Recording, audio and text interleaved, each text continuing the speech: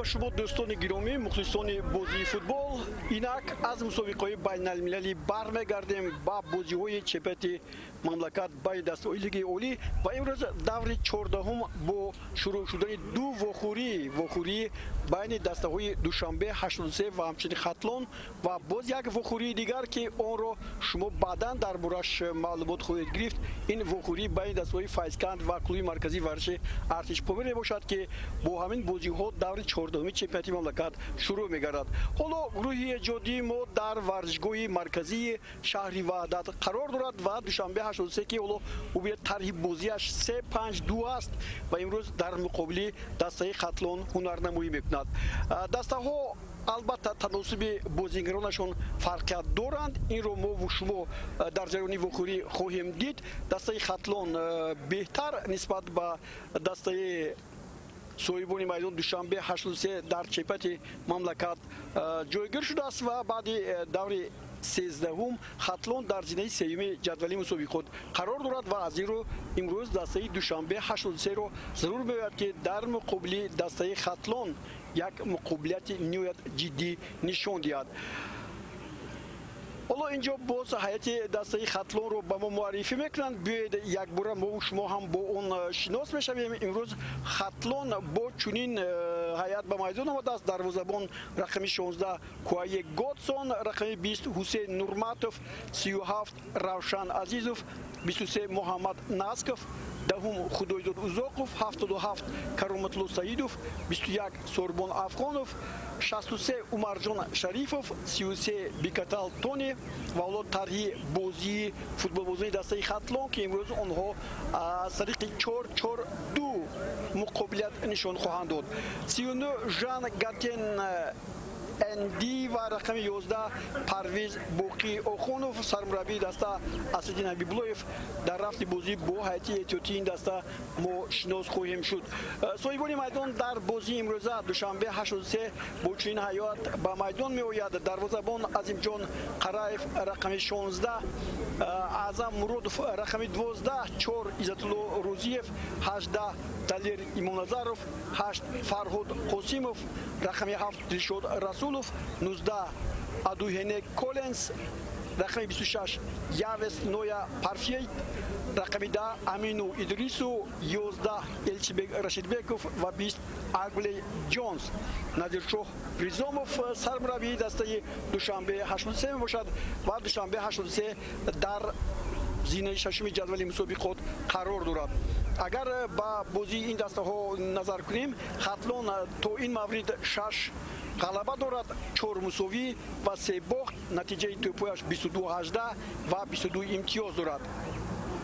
دسته دوشنبه 83 باشد با 4 غلبه، 3 بازی مساوی و 6 بازی باخت در جدول مسابقه خود در زینه ششم جایگیر شده است و این دسته 15 امتیاز دارد.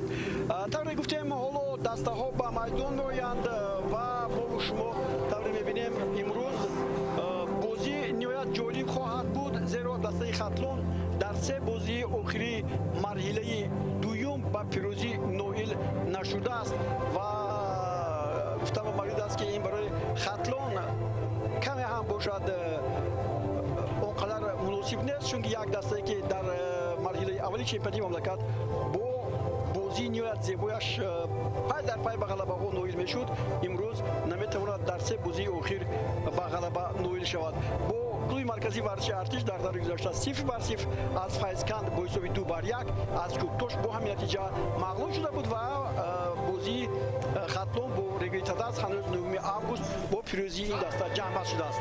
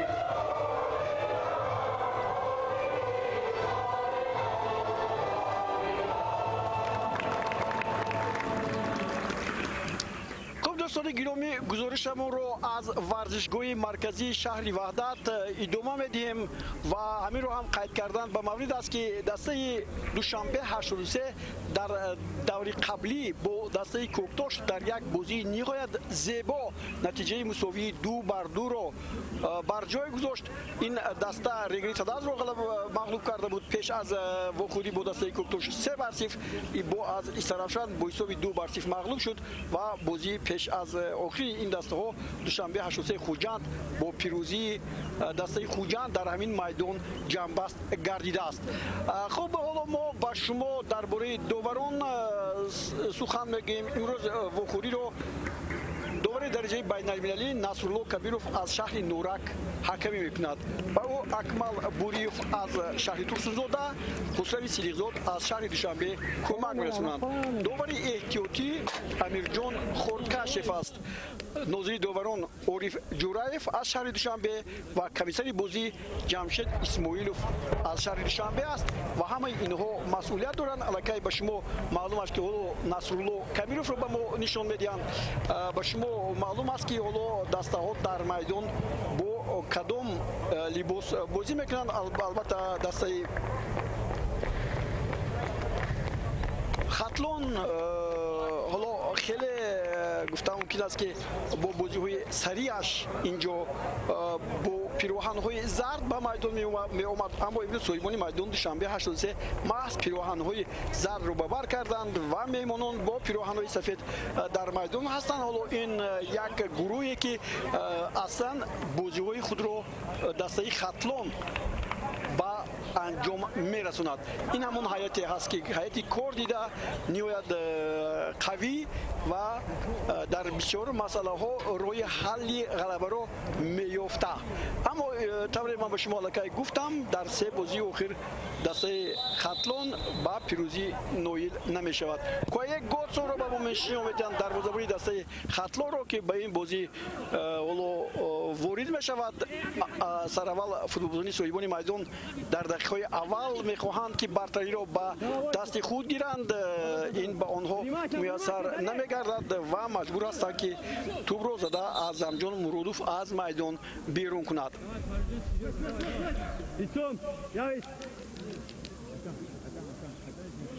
بخوری بین این دسته ها در مرحله اول در شهر بختر با حسابی مساوی 0-0 به پایان رسیده بود و آنجا فوتبال بازان کلوب خطلون نتوانستند پیروزی بردوام خود را دوام دهند و در نتیجه وخوری با حسابی 0-0 به پایان رسید. به این گونه کرده در مدار این وخوری با هم گفتنی هستیم که بازی بین دسته های دوشنبه 83 و خطلون امروز از بازی های خیلی خوب خواهد بود، چون که مبارزه برای هر خال در آخری مسابقه باز هم ضرورت پیدا میکند که مبارزه برای مدال ها پرقوت‌تر شود.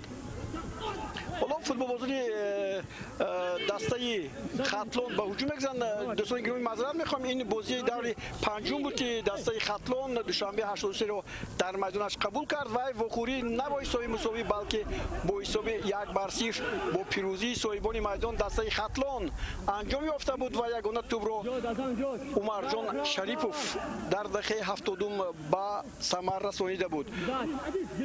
حالا بار دیگر فوتبال دسته خطلون کوشش میکنند که با یک سرعت بلند با پیش روند.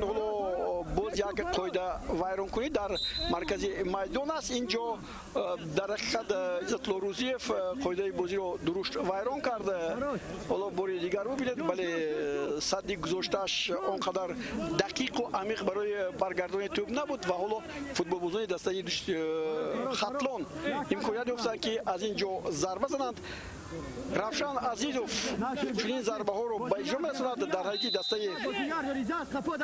خطلون اینچنین کرامتلو سعیدوف هم چنین امکانیت رو دارد. اینجا توپ فکر میکنم انیختر است به دست بازیگری دسته خطلون زد حالا این به ما روشن خواهد شد. در تکرار خواهیم دید. حالا بار دیگر این ضربه زده می شود.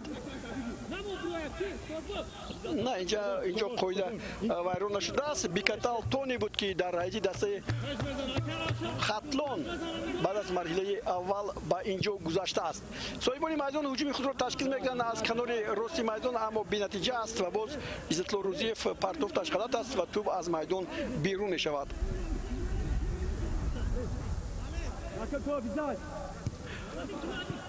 از اون خبرهای اطلاعی به ما رسیده در اطراف این دسته ها بهترینش فکر میکنم همون است که امروز فوتبال بازان دسته خطلون صاحب سرپرست خود شدند.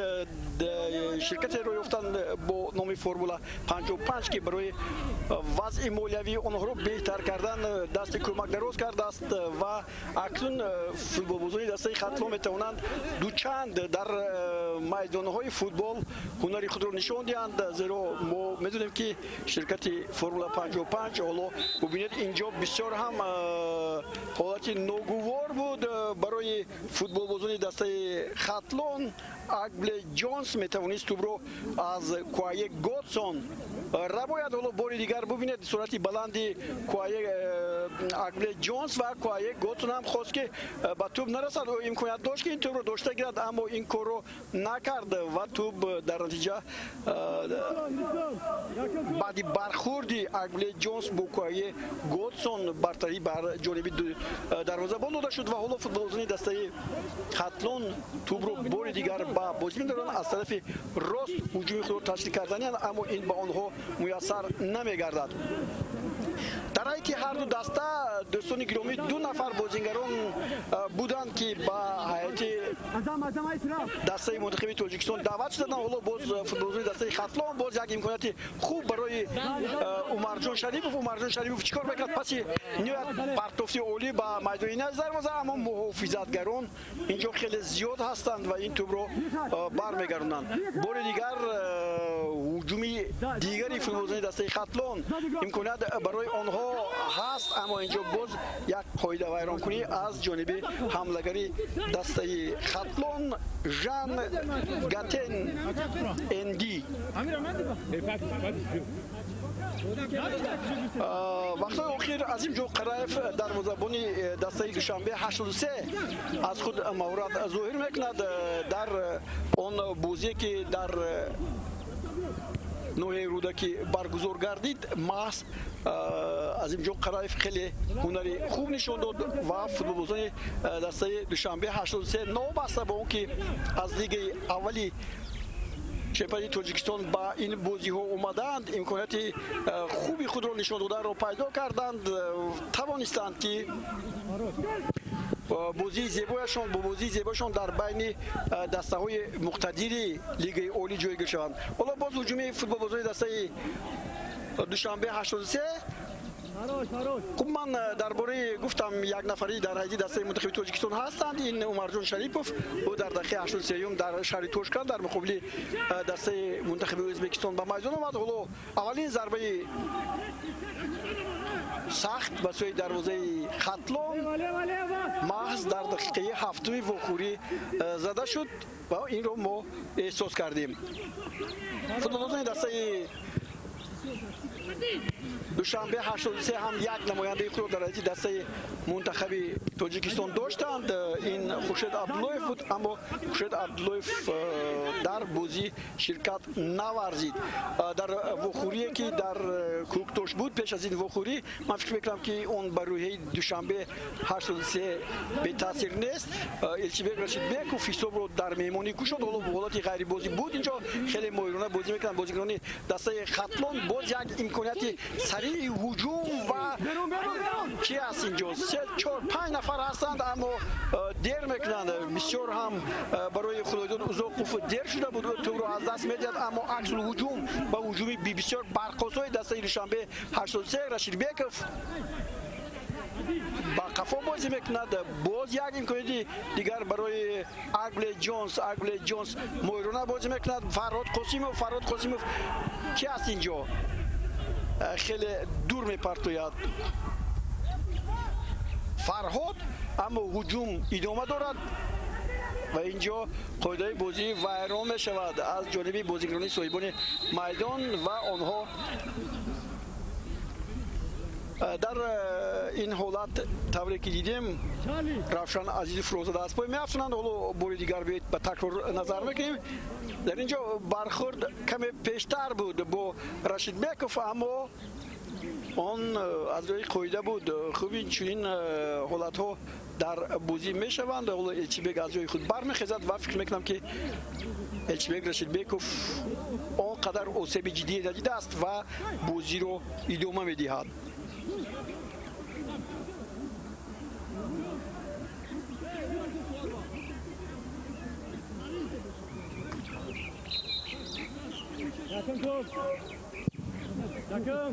از روی بهادیهی حالا باز یک به هجوم دیگری دسته خطلون توجه میکنیم.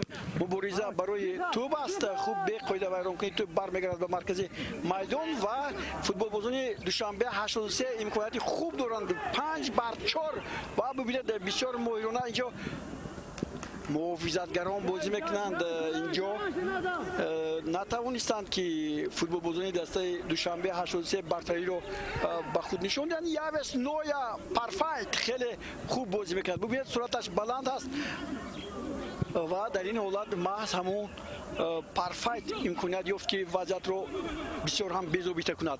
هجوم دیگر ادوهنه کولنز. ببینید آوازها صداها میشنویم که نمان صد گذار این هم با فوتبالبازان دسته خطلون تعلق دارد و آنها الحال به خطا بازی میکنند، ولی هجومی صاحبان میدان باز هم بیشتر میگردد. بار دیگر با پیش میروند فوتبالبازان دسته دوشنبه 83 و قاعده بازی در مقابل امینو ادریس ویران کرده میشود. دو رقم 10 خدایداد اوزاقوف و امینو ادریس با هم برمیخورند روبرو. حالا ببینید بعد اینجا در حقیقت قاعده ویران شد.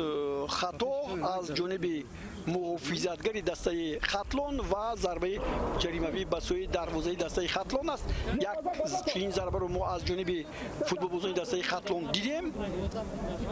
حالا یاوس نویا برای ضربه زدن آماده بشود. دیواری محافظ هم در نزد نصرالله کبیروف.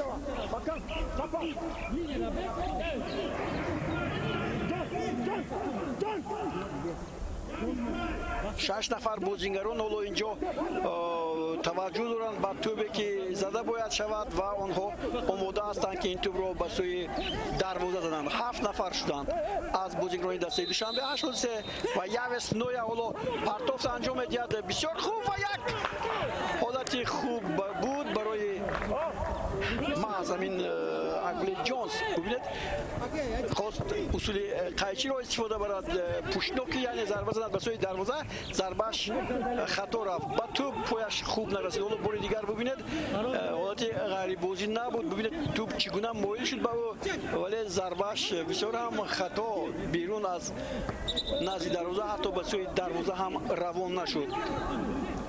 در این 11 دقیقه که هست حالا برابری در میدان پای برجاست و یکون دسته امکانیت 100% برتری رو به دست ندارد. گوه خطلون هجوم میکند، گوه دیگر صاحبان میدان و با درباره دسته دوشنبه 83 که یک برنامه درگیری دسته تشکیل کردیم. این دسته هست که سرپرستی عویق ندارد، ولی فوتبال بازان با جد جهد کوشش میکنند که در چمپیونات امسالی مملکت مهارت خوب نشان دهند و توانند که فوتبال دوشنبه 83 را خوب با تماشاگران بینان پیشنهاد کنند. حالا باز هجومی صاحبان میدان از کنار چپ میدان باز فوتبال بازان گانگی این دسته در اکران های ما و شما هستند.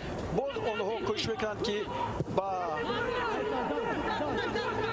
دسته کمک کنند، ولی حالا عمرجان شریفوف کپشن دسته خطلون خیلی خوب بازی میکند. با قفا مجبور است که با قفا توپ رو پرتوید و این اینجا حسین نورماتوف کمی سروسیما شد.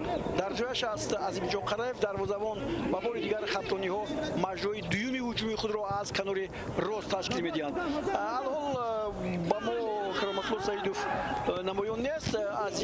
عظیم جان قرایف بسیار مهرانه جست و از نزد سری پرویز بوقیاخونوف این توپ رو گرفت. پرویز بوقیاخونوف در حقیقت بازیگری خیلی ممتاز است. امسال الکی به دروازه حریفان 6 توپ زده است و این نتیجه اصلا بهترین از نشانزن‌ها است که در دسته خطلان قرار دارد. ولی فوتبالبازان دسته دوشنبه 83 نسبتا کمتر توپ زدند.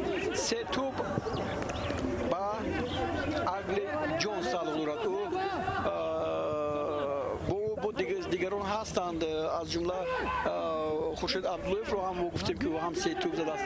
یعنی از 3 توپ بیشتر نزدند. باز یک مبارزه دیگر در مرکزی میدان.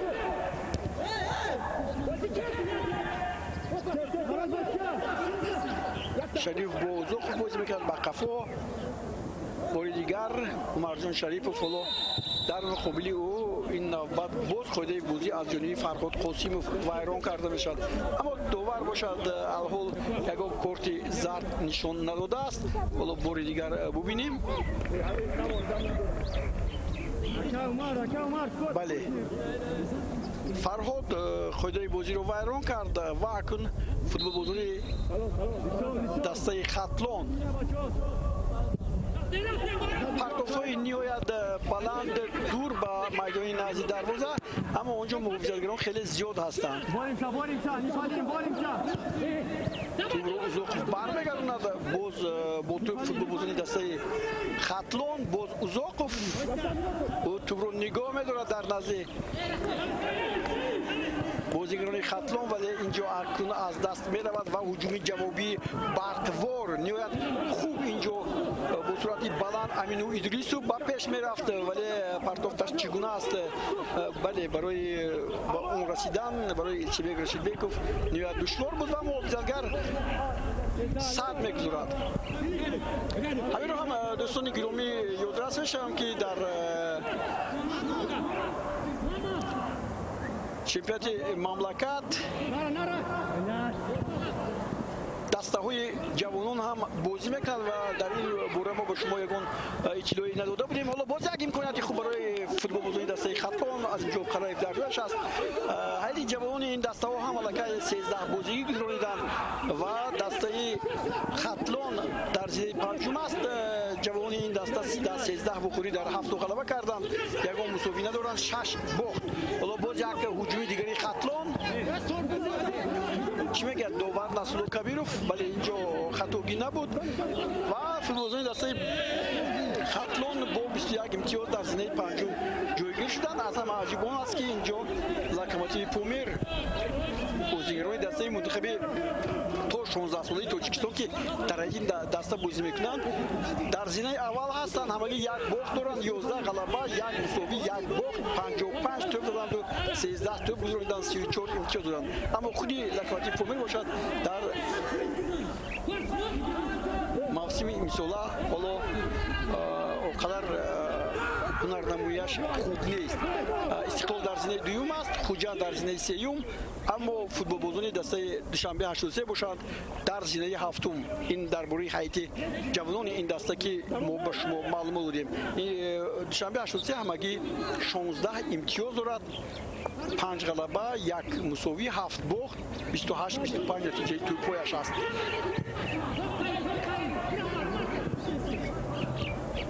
مبارزه دو دسته در میدان طوری من به شما گفتم الحال آنقدر پرجوش و خروش و گویم اگر از نگاه فوتبالی بسیار خطرناک و جالب اون خیلی نیست. حالا باز یک هجوم صاحبان میدان در اینجا 4 محافظتگر بود از این پرتافت بازیکنان دسته شنبه 83 خاتمه یافت. کرامتلو سعیدوف حالا یک هجومی خوبی دسته خطلان از کنار راست بود، اما اینجا تو از میدان بیرون میرود. سوربان افغانوف اینجا به این توپ نرسید و اولو توپ رو با دستش به بازی می‌دارد. همین طور هم هست.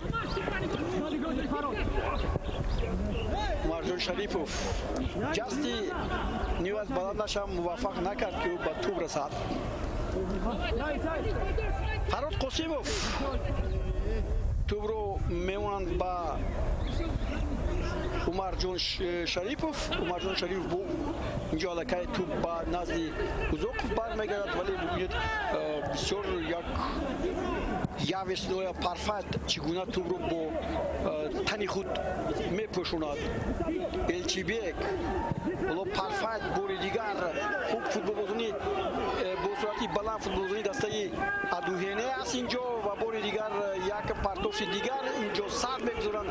بسیار خوب است دو نفر بازیگران گانگی این دسته در مقابل هم بازی کردند و از خطلان بوده بازیگری که بیکتال تونی بود با این توپ سزاوار گشت و حالا باز هجومی فوتبال بازی دسته خطلان از کانال راست شروع می شود.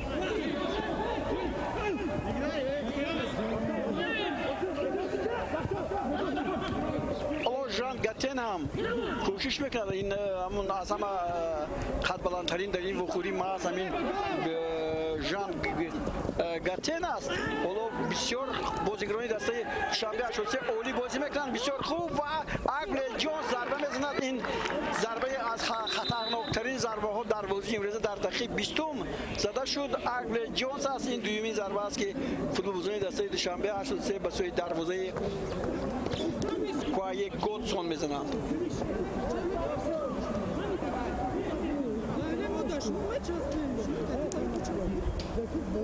دو نفر دروازه‌بان‌های دسته خطلان شاولو ببینید این گزارشش خیلی خوب بود. عمرجان شریف رو هم گذاشت. اگر کم راست‌تر میزد ببینید اینجا برخورد الچیبک رشید بیکوف با محافظتگر چگونه دغل‌تر بود و این بازیگر اینجا لات برداشته است به او کمک رسانیده می شود. الچیبک یک بازیگر نهایت ممتاز است و در هر حالت خوب بازی کرده میتواند. دو دروازه‌بان شهرام اسماعیلوف در موسم امسال 5 بازی گذرانیده است اما در موردی که کوایه گودسون در میدان هست او شماره شرکتش در بازی‌ها این نهمین بازی هست که محض کوایه گودسون در میدان است. 10 توپ سر و دست تا حالا از جمع گل‌هایی که دسته خطلان خورده است یک مرتبه او رو عوض کردند. دو مرتبه بهترین بازیگر شماریده شده است. محض در دوره‌های یکم و دوم تا سوم کوایه گودسون بهترین بازیگر هم بود. شماره اشتراکش در میدان 760 دقیقه در بر میگیرد. این بود بعضی معلومات درباره دروازه‌بانی دسته خطلان و حالا فوتبال‌بازی دسته خطلان آرامانه از نزد دروازه‌شون توپ رو با پیش میبرند. نمیدونن که چگونه توپ رو با کی پرتاین چون که همه بند هستند. باز برمیگردند فوتبال‌بازی دسته خطلان. عمرجان بسیار خوب بازی کرد. حالا باز توسط عمرجان یک هجوم دیگر تشکیل بشد اما اینجا پرتافت خطا بود انیق نبود ولی برمیگردد توپ با بازیکنان دسته خطلان. اوزاقوف با قاسموف با فراد قاسموف برابر میروند ولی او خلال رساند که توپ رو کمی قفاتر با عمرجان شریف پرتاید.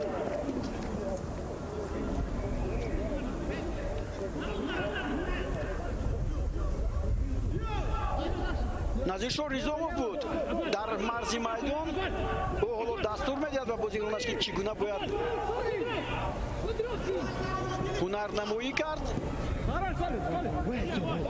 نازیشور ریزوموف هم خیلی دیر به این دسته آمد. پیش از همه در آغاز موسم امسال میبایست این دسته رو پرجام مومینوف مشق تمرین میداد اما طوری شد که با فایزکن رفت و نازیشور به این دسته آمد و از همون بازیکنانی که انتخاب شده بودند بازی رو ادامه داد و حالا بازی دسته دوشنبه 83 آنقدر بد نیست در برابر دستهایی که بسیار برای جایگاه مقام‌های بلند افتخاری میروند. هنرنماییش خوب است. حتی دسته هم بهتر میشود. حالا باز یک هجومی فوتبال‌بازی دسته دوشنبه 83 باری دیگر کولینز اینجا با قفا دلشاد رسولوف باری دیگر پرفکت و رشید بیکوف نه اینجا تله بدید محافظتگر رو و خطو دقل بازی میکند و این از نظری نصرالله کبیروف بیرون نموند. حالا باری دیگر ببینید ولی برالو معلوم است اینجا خطا بود و حالا با محافظتگر باید کمک رسانیده شود. اصلی نبی بولویف یکی از دروازه‌بان‌های بهترین مملکت که سالهای زیاد در کاپیتانی دسته منتخب تاجیکستان در مسابقه‌های بین‌المللی شرف تاجیکستان رو بالا برداشته است و دورنده جام دعوت کنفدراسیون فوتبال آسیا هم هست. سال 2006 این دروازه‌بان همون وقت گفته بود که جای ما اینجا نیست، جای ما بالاتر است، اما تا کنون فوتبالبازان ما در همون سطح نه آنقدر خوبه که گوییم که در برابر دسته‌های ایران و دیگر دسته‌های عربی بازی میکنن اون طرف نشده است، ولی به هر نوع درجه فوتبال خیلی بالا رفت. الچیبک رو نشون میدن. الچیبک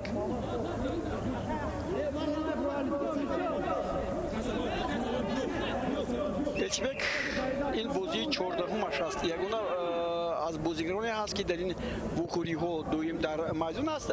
دلیر ایمانزارف هم 13 بخوری گذاشته است. اعظمجان مرادوف هم. حالا باز یک هجومی فوتبالبازی دسته دوشنبه 83 به سراسیمگی رو میدهد. ادویهن کولینز و توپ رو از دست میدهد.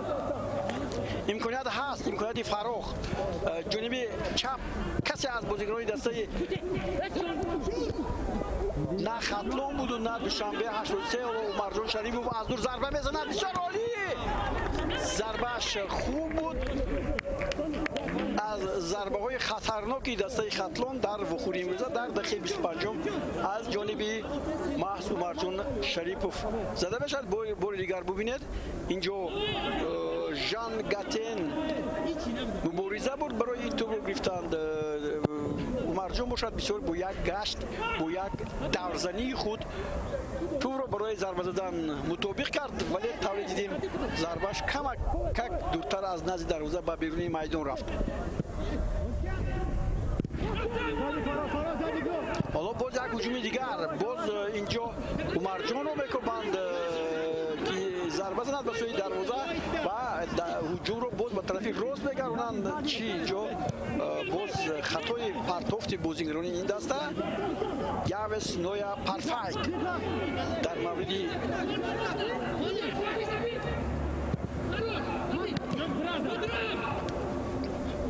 در موردی خوب جای خود رو خوب انتخاب میکند و صدی توپ گذرانی فوتبالبازی دسته خطلو میگرد. بار دیگر با پیش میروند. حالا نورماتوف، حسین نورماتوف با عمرجان شریفوف. عمرجان شریف چیکار میکرد؟ این نوبت هم کمی قفا توی پرتافتش بسیار تیز بود و با اون رسیدن توانست. اینجا با یک ضربه دور زده شد. خرایف در جایش بود به سوی این توپ جست. اگر کمی نزدیک میمد او حتما این توپ رو برمیگرداند، ولی این ضربه نیوت غافلی فوتبالبازی دسته خطلون بود. ببینید اینجا بار دیگر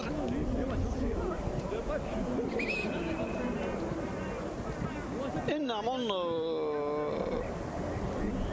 بازیگری دیگری گاناتابوری دسته خطلون بود. بسیار ژان گاتین بیکتالتونی بود، فکر میکنم انیخترش بیکتالتونی بود که در این وقت بازی میکرد و این جا لحظه تفریح برای آبنوشی، لحظه آبنوشی است. هوا در بیرون گرم است. از این رو هلو فوتبالبازان دسته هم دوشنبه 83 و هم خطلون تشنگی میشکنند و بعدی اون بازی ادامه خواهد یافت. اصلا چنین آبنوشی یا خود تشنگی شکنی در 30مین دقیقه وقتی بازی ها گذرانده میشد. خوب اینجا 27م دقیقه است. فکر میکنم که 2-3 دقیقه فرق ندارد. شاید از روی نظامنامه فوتبال دیگر گونه باشد. خب به هر نوع حالا فوتبالبازان هر دو دسته باز به میدان برمیگردند.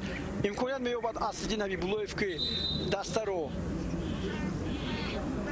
боз барои ба пешрафтан шакли бозиашро масалан бигӯяд ба шогирдонаш вало ин ҳолате буд ки Коллинс اینجا آرگل جونز یک ضربه خوب زد و توبو یاویس نویا پرفکت بسیار هم خوب پرت گفت. حالا نظیر ریزوف هم از آنها نوروزی است که تو این دقیقه تاریخ 28م پس سر می شود آنها نتوانستند که حساب رو باز کنند.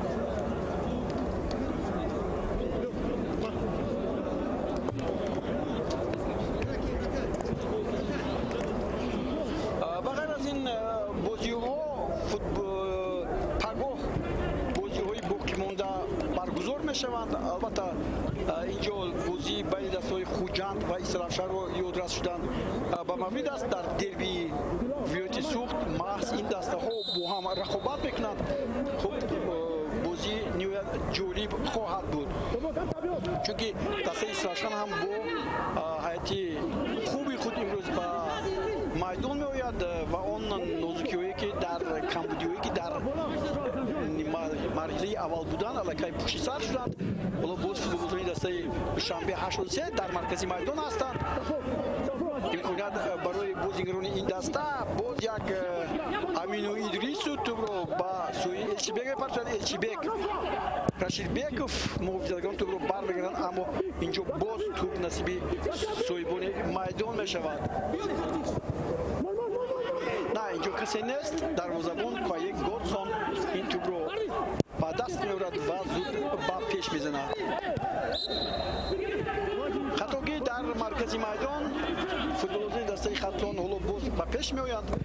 ما کمی هم باشد کرامت‌الله سعیدوف رو خوب اینجا نمی‌بینیم چون که کرامت‌الله سعیدوف بازیگری است که محض بازی دسته خطلان و وقتی که با کوکتاش اومد توی مرکزی ورزش اومد توسط او صورت بگرفت ولی او خود را خوب نشان نمی‌دهد. اوضاع فرود دست پای می‌افشانند و یکی از ضربه‌های نیویت خطرناک از مرز میدان نزد دروازه تعیین می‌شود. حالا نصر کبیروف که در آنجا ایستاده است این ادریس و امینو بود که حالا قاعده بازی رو ویران کرد. ببینید بله از پشت امینو ادریسو یا خود ادریس در پشتش نوشته شده است. ادریس کرامت‌الله سعیدوف در نزد توپ با کاپیتان دسته عمرجان شریپوف کدام از اینها توپ رو با سوی دروازه میزنند ما شما خواهیم دید. الحال دیواری محافظ اینجا هست. فرهاد الچیبک اینچنین اعظم مرادوف و همچنین یاویس نویا پرفکت. از این نقطه ما گل‌های بسیار رو دیدیم و در آینده هم خواهیم دید اما حالا ببینیم که اینجا فوتبال‌بازی دسته خطلان این ضربه جریمه‌ای رو چگونه اجرا میکنند. خب از خنده‌های روشن عزیزوف فهمیدن ممکن است که حالا آنها انیق کوشش میکنند که گل زنند. عمرجان شریپوف تو با دیواری محافظ بر میخورد. خب پس معلوم شد که اینجا دیواری محافظ بسیار خوب ساخته شده است. عمرجان شریپوف کمی دیر کرد اگر نه باز میتوانست هجوم رو ادامه دهد. اینطور نشد و هجوم جوابی بازیگران دسته دوشنبه 83 آرگل جونز باز الچیبک رو میکند. الچیبک در کنار چپ باز یک ضربه دیگر اینجا کسی نیست بغیر از محافظگان اما امینو ادریسو کوشش میکرد که توپ رو برگرداند. بازیگران دسته دوشنبه 83 اعظمجان مرادوف با پرفکت ببینید خود رو نگاه می‌دارد نمی‌افتاد. باز یک امکانیت برای توپ زدن بود. اینجا الچیبک کمی سراسیمه شد توپ او برخورد و مجبورش رو دیگر کرد.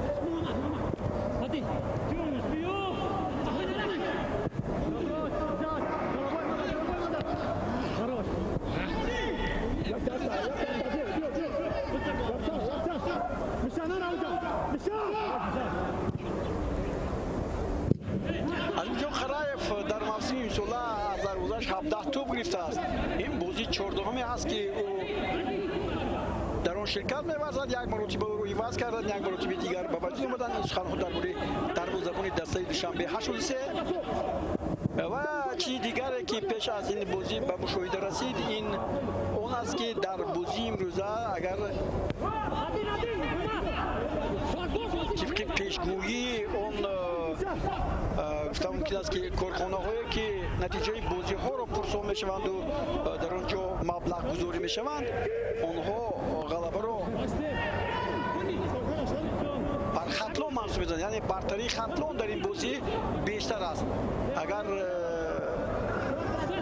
فیصدی یا کوفیشنت بازی ها بر نفع یکی از دسته‌ها باشد پس این بر نفع دسته خطلون است، یعنی متخصصان برانند که خطلون امروز بهتر بازی میکند. حالا باز یک هجوم دیگری فوتبالیست دسته خطلون اینجا برباد میرود، اعظم مرادوف در جایش است و از اینجا قرایف الکی توپ رو با میدان با نیمه میدانی فوتبالیست دسته خطلون میپرتوید، توپ با الچیبک رشیدبیک نمیرسد. بوزوخوف یک وقتی خوب برای فوتبالیست دسته خطلون اما میرسد به توپ، ولی شریف میرسد توپ رو برمیگرداند با او فرهاد قاسموف و فرهاد قاسموف توپ رو باز کنجی میدان میفرستد و این اولین ضربه کنجی در بازی امروزه است. 34 دقیقه هم پشت سر میشود اولین ضربه که فوتبالیست دسته خطلون هلو ولی اینجا صداها میرسند که هر کدام رو دو نفری باند کنید، 4 نفر در میدان هستند. خوب اینجا امید کسی از این نقطه‌ای که ما میبینیم کسی اینجا نیست. شریف خیلی خوب توپ رو پرتافت اما محافظتگران اینجا خوب بازی کردند. اختراش اینجا امینو بود که توپ رو با سرعت زده از میدان بیرون کرد. فوتبالیست دسته خطلون همونو توپ رو با پوست می‌دارند. بیکاتال تونی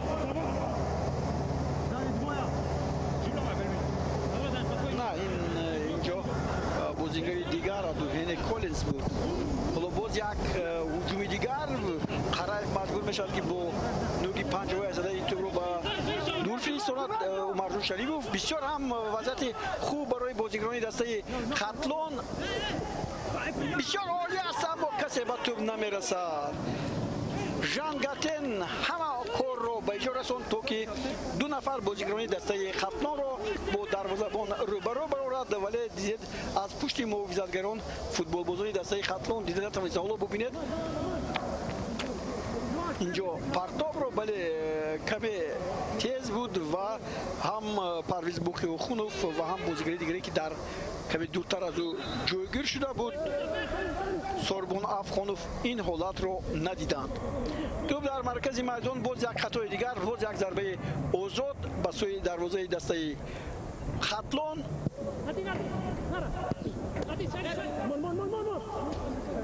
اینجا همون خطاگی که از جانب کرامت‌الله سعیدوف صادر شد. حالا فوتبالیستان دسته خطلون بسیار هم در دست دروازه‌شان خوب بازی میکنن ولی پرتافتشون نادرست است و الکی صاحبان میدان برمیگردند توپ رو به سوی خود و الچیبک رو به پیش میخوانند. الچیبک رو به میانه مرکزی میدان آمده است. حمله‌گری دسته دوشنبه 83 پرفایت باز اعظم مرادوف خیلی خوب با میدان نزد دروازه در آمد ولی خطا کرد، اشتباه کرد، سرعتش نرسید. دیگر اینجا یک نفر بازیگری دسته خطلون لات برداشته است. حالا ببینید اینجا توجه میکنیم، فکر میکنم که اونقدر برخوردی سخت هم اینجا نبود. حالا بوری دیگر این هنگامی که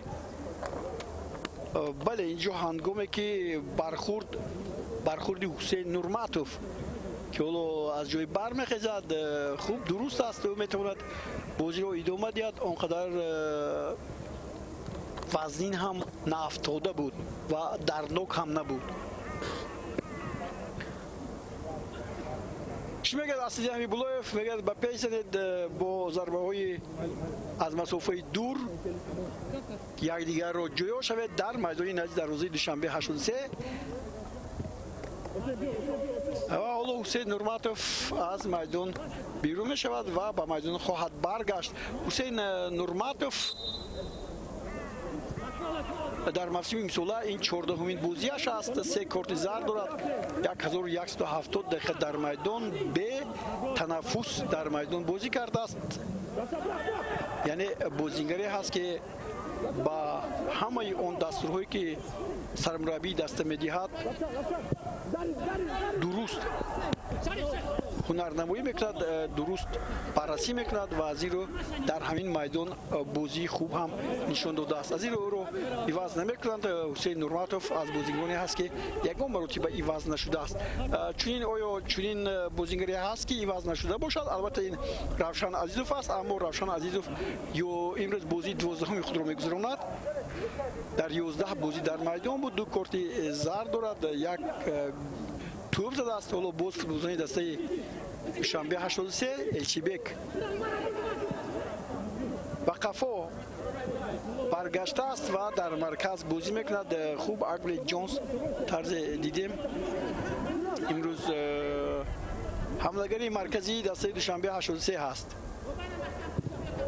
ولو بسیار خوب با اعظم مرودوف بازی میکند، ولی پرتوفت اعظم مرودوف خطا است و این الکای فوتبالزنی دسته دوشنبه رو وادار میکرد که به قفا برگرده.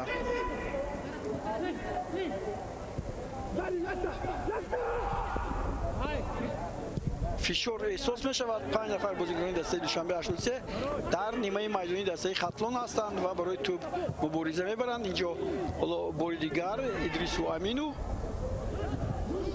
اما توپ رو از دست میدن. هجومی برخوری فوتبالزنی دسته خطلون از کنار راست و این امکانیت که نه اینجا بسیار توپ پرتافته این بازیگر دسته خطلون بسیار هم تیز بود و محافظتگر به او خبر رساند که سرعتش را باز دارد. ولی بار دیگر ببینید بسیار هم با سرعتی بلند می رود. خوب بیکتال تونی در بازی امروزه خوب بازی میکرد. الحال نمایان هم هست در چند هجوم های دسته خطلون شرکت می‌ورزد، ولی این نوبت باز امکان بود که این توپ را مایل به خود کند و بازی را ادامه دهد. ولی قاعده ویران کنی نوبتی در نیمه میدانی دسته خطلون محمد نازکوف با الچیبک رشیدبیکوف. اگر همچون نگاه کنیم این بازی برای دروازه‌بان ها الحال خطرناک نیست. کارت اولی زرد با الچیبک داده می شود. الچیبک رشیدبیکوف. الچیبک رشیدبیکوف این کارت اولی زردش در موسم امسال است. او حالا من گفتم که اگلی جونز با 3 توپ پیشرفت است. نه، الچیبک در مدار بازی ها 3 مرتبه پس از گل مشرف شده است. 1 مرتبه دیگر از ضربه پنالتی، در اختیارش 4 گل دارد و این بازیگری نشانزنی بهترین دسته دوشنبه 83 می باشد. خورشید عبداللهیف هم 3 توپ دارد. در این باره ما با شما گفتیم اگلی جونز هم 3 توپ زده است. از این دسته باز کیو گل زدند؟ ادوهن کولینز 1 گل، ادریس امینو 2 توپ، اعظمجان مرودوف 1 توپ. توپ باز در مرکز میدان فوتبالزنی دسته خطلون پرفکت خوب بازی میکند و زود توپ رو با هم دسته خود میپرتد و اینجا سرعت نهایت بلند از جانب ادریس امین، نه این ادریس امین نیست، این ادوهن کولینز است که به کنار راست آمده است. حالا بار دیگر ببینید با سرعت بلند اوزاقوف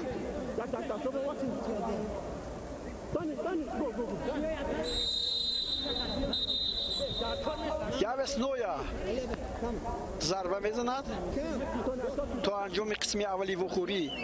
باز بیشتر از 2 دقیقه دیگر باقی مونده است. خب من فکر میکنم که 2 دقیقه دیگر ایروا خواهد شد برای نوشیدنی آب. کسی ایواز نشده است. یاوس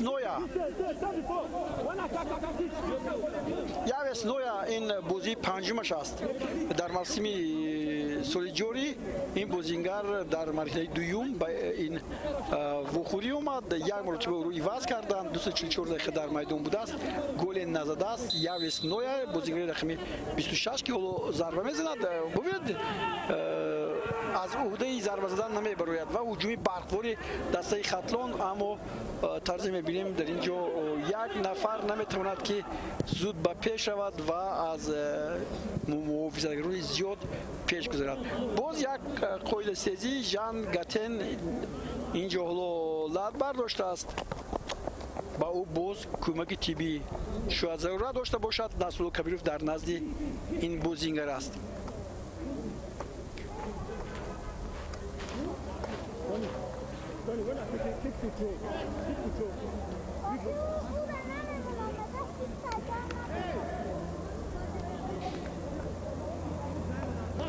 ژان گاتن هم در مرحله دوم به دسته خطلون پیوست. 3 بخوری گذرانیده است. در اختیارش گل ندارد. در حیطی دسته خطلون پیدا شدن بیکتال تونی او هم 3 بازی گذرانیده است. باز یک بازیگر دیگر هست مفعپون الاسا، یک بخوری گذرانیده است. 2 بخوری گذرانیده است. یک بار او رو عوض کردند. همین از بازیگران نوی دسته خطلون هستند. صفی الله نظرزاده هم از همه کم 3 بازی گذرانیده است. فردوس علی نظرов هست 2 بازی گذرانیده است. بعد دیگر بازیگرانی که اینجا هستند در حیطی دسته خطلون بیش از 4-5 بازی گذرانیدند. بازی ادامه دارد دوستان گرامی. باز یک دقیقه دیگر تا انجام بخوری و باز ضربه درودرازی بیکتال تونی با صف پیش. اینجا فوتبالزن دسته خطلون توپ رو صاحب میشوند و نمیتوانند با هم دستایشون رسونند. کرامتالله سعیدو ببینید او هم تو حرکت دارد به پیش با سرعتی بلند نمی رود و توپ با جانبی خوب کپیتان رو می جستند. اینجا حالا باری دیگر ببینید. بله حسین نورماتوف است و قاعده رو باز وایرو میکند. یاویس نویا پرفایت او رو میکند نصرالله کبیروف.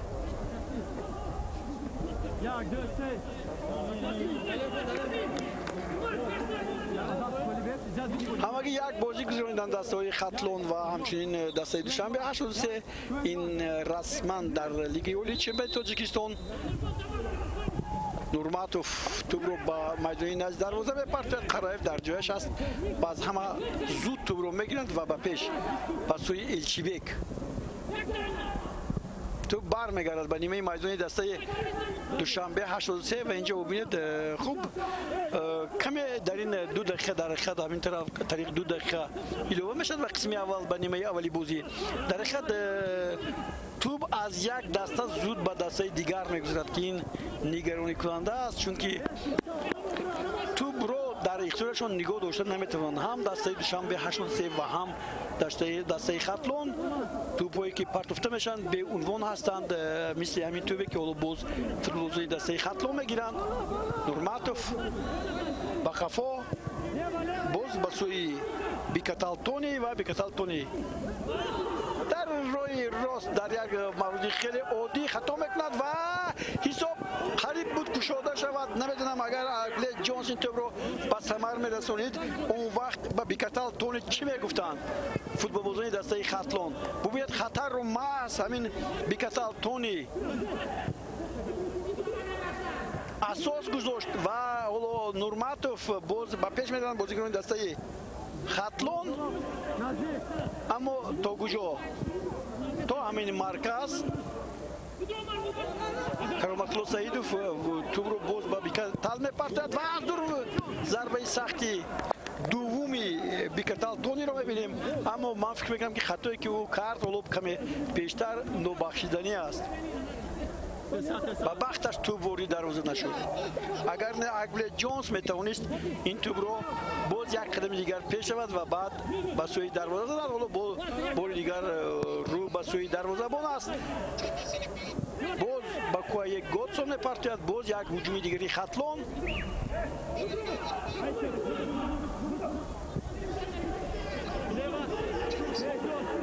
نورماتوف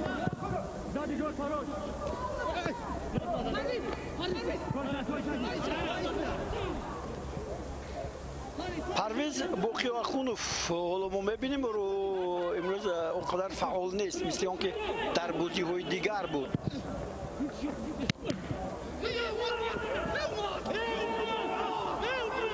چیزی نشده است میگه دوبار و هشتگ میکشد که قسم اولی بازی با حساب 0-0 به پایان رسید و بازیگران رو به تنفس دعوت میکرد.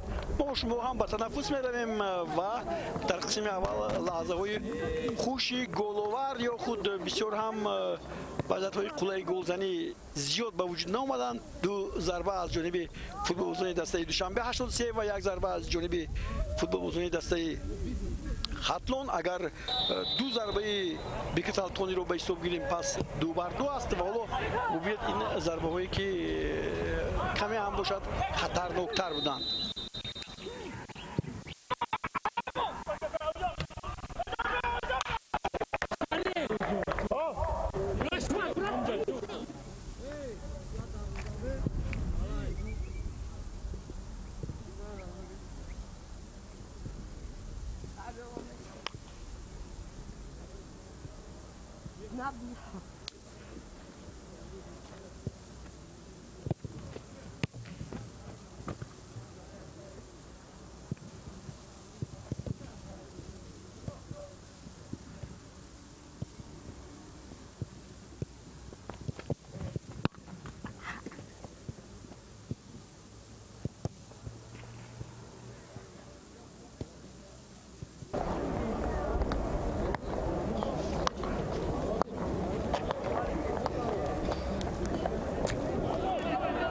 دوستان گرامی برمیگردیم به ورزشگاه مرکزی شهری وحدت با بازی دور 14 چمپیونات مملکت اوید به فوتبال بین دسته‌های لیگ اولی. دوشنبه 83 خاتلون حساب شده نشده است 0-0 و حالا نیمه دوم وخوری آغاز می‌شود. در مرکز میدان فوتبالبازان دسته خاتلون توپ رو با بازی می‌دارند و طرز نصرالله کبیروف داوری مرکزی این بازی اجازه می‌دهد که توپ با بازی در آورده شود. طور دوستان گرامی می‌بینید حساب 0-0 و در قسم اولی وخوری ما در اجرای هر دو دسته آنقدر بازی زیبارانه ندیدیم، هرچند مبارزه در میدان خیلی به درجه اعلی بود و صاحبان میدان خیلی نزدیک بودند که حساب رو در این وخوری جویند. اما دروازه‌بان کای گولسون خیلی مهرانه بازی کرد به سوی دروازه عظیمجان قرایف. دوشنبه 83 هجوم خیلی کم بود. حالا فوتبالبازان دسته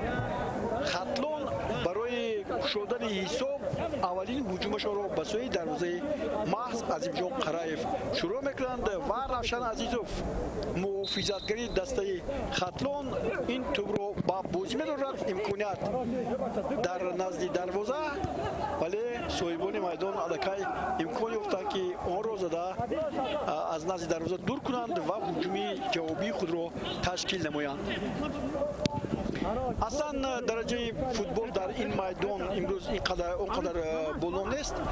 در از حساب توپ نگهداری و برپا کردن بازی‌های جالب از جانب هر دو دسته به چشم نرسید. باید دسته‌ها شناس بشوید و بعد یک جای این وخوری نیمه دوم این وخوری رو تماشا می‌کنیم. حالا پای گولسون در زمانی دسته خاتلون در حالت آماده باش قرار دارد. هجومی فوتبالبازان دسته دوشنبه 83 اینجا قطع شد، هرچند یاوس نویا از پای زده افسانیده شد اما دوبار به آن اعتبار نداد و حالت ویرانکنی این قاعده دیده نشد. صاحبان میدان در بازی امروز با چنین هیئت به میدان آمدند. دروازه‌بان عظیمجان قرایف حالا ببینید اینجا این نوبت قاعده بازی ویران شده حسابیده می شود. در مقابل کرامت‌الله سیدوف صاحبان میدان به خطاگی راه دادند. حالا باز روشن عزیزوف باز یک ضربه دیگر چنین حالت‌ها در قسم اول هم بودند ولی ببینید هجومی فوتبالبازان دسته خاتلون چگونه جریان می‌گیرد. بیکتال تونی توپ رو با کناری راست میخواد با سربون افغانوف هجوم رو ادامه دهد اما این کار به او میسر نمیگرد. یعنی بعد دومین یا خود سومین رسید توپ از یک بازیگری یک دسته به بازیگری بازیگر دیگرش دیگر هجوم قطع می‌گیرد. یعنی این از آن شهادت می‌دهد که چنین پرتوفت‌های دور دراز و هجوم‌های طولانی در این بازی در قسم اول هم دیده نشدند. خوب گفتیم دوشنبه 83 دروازه‌بان عظیمجان قرایف 16 اعظم رودوف 12 این خط محافظت است. 4 عزت‌الله روزیف 18 دلیری نظرов و 8 فراد قاسمov.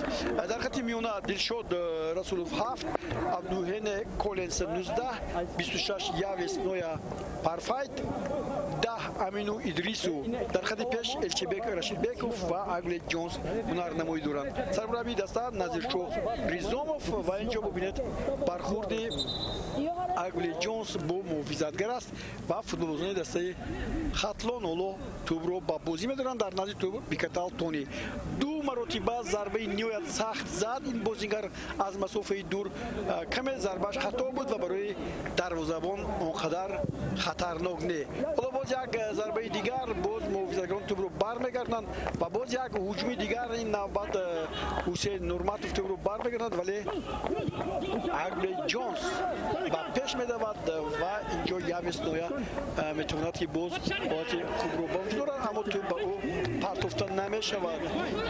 بسیار در قسم اول یاویس نویا پرفایت خیلی خوب بازی کرد.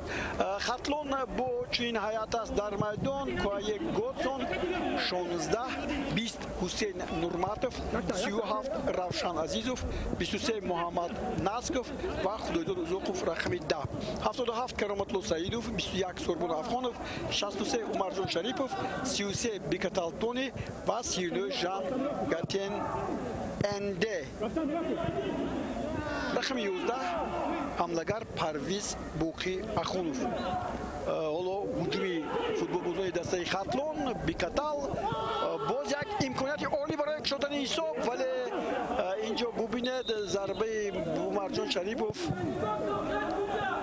آنقدر نشان راست نبود راست به سوی عظیمجان قرایف زده شد. حالا بار دیگر ببینید اینجا قاعده بازی ویران شده بود از جانب سوربون افغانوف و اون ضربه هم بعدی قاعده ویران کنی یعنی زده شد و دوباره حالا اینجا ضربه جریمه تعیین میکرد از نزد دروازه دسته سویبون میدان. نظیرشاه ریزوموف سرمربی دسته دوشنبه 83 با جمع یورونش اینجا نشسته است و نشان میدهد که خوب است بازی باید ادامه یابد. سرمربی دسته خطلون اسیدین حبیبولویف بازی امروز را نصرالله کبیروف در میدان حکمی میکند و او اکمل گوریف از شهر توسوزاده و خسرو صدیقزاد از شهر دوشنبه کمک میرسونند. دوباره احتیاطی امیرجان خورکاشف نازی دوباره عارف جورایف و کمیسری بازی جمشید اسماعیلوف است. جمشید اسماعیلوف سابقا در دسته منتخب تاجیکستان بازی کرده است. فوتبال باز است در دسته دینامو و بعدا به دسته‌های دیگری جمهوری شامل شد و حالا باز در همین بازی وظیفه کمیسری رو به عهده دارد. بازی رو بر وقت تمام کرد. حالا فکر می‌کنم که او میتونست باز در حیط دسته ها بازی کند هنرنمایی کند اما این طرف نشد. حالا سویبان میدان ببینید یک توپ روایی خیلی خوبشون اما دیر دوام نمیکند. باز شریفوف مجبور است توپ رو به قفا پرتوید. بیکتال توپ از میدان بیرون میرود. اگر خطا کرده باشم معذرت میخوام اما ببینید که بازی ها تا چند ضربه چند پرتافتی به یکدیگر دهی توپ صورت میگیرد. خیلی کم 3-4 رو من که ندیدم ولی بعد این ضربه که کرامتلو سعیدوف امروز کرامتلو سعیدوف اونقدر فعال نیست در بازی نمایان هم نیست اما بیکتال تونی یعنی بازیگری رقم 33 و ژان گاتین رقم 39 بسیار هم ماهرانه بازی میکنند. تو این دم ضربه ها رو از دسته خطلون عمرجان شریفوف یک مرتبه ضربه خطرناک رو زد. این چنین خودروزوقوف حالا ببینیم بله پرتافت دیگر انجام میدهد اینجا کرامتلو سعیدوف با سوربون افغانوف بازی میکرد دیر دوام میکرد توپ از میدان بیرون میرود. باز یک هجوم دیگر، باز همون بیکتال تقریبا به شما گفتم، باز بعد یک پرتوفت توپ رو از دست میدن بازیکنان دسته خطلون و حالا کارت زرد نشان داده میشود به اگبلی جونز.